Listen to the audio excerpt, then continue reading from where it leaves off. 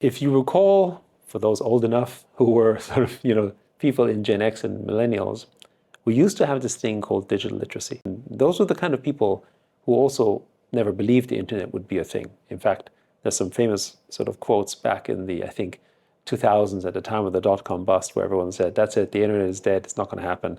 Obviously that wasn't the case, but similar situation right now because they were simply not digital literate. They didn't see the opportunity.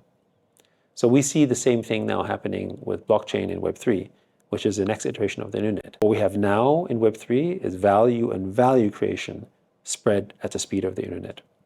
And of course, the kind of communities that can not just sort of have the most opportunity in this, but have to really get smarter at this are the ones who have more financial literacy. And by financial literacy, I don't mean just the kind of literacy you have, calculating the numbers and balancing your books and being good at accounts or so forth. How do you handle crypto? How do you understand what their value is? How can you measure the network effects of them?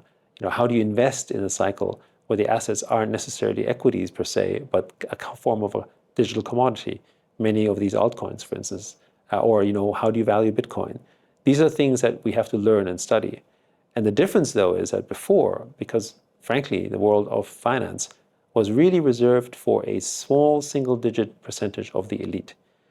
There is roughly, I think in global statistics, of course in developed countries it's bigger, less than 10% of the world have a stock portfolio. So we haven't really advanced yet.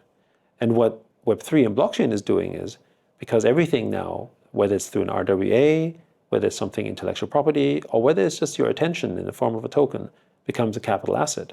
And once it becomes a capital asset, it becomes a financial asset, which means invariably, because you own it, you end up basically getting involved in some kind of financial utility and you learn about finance.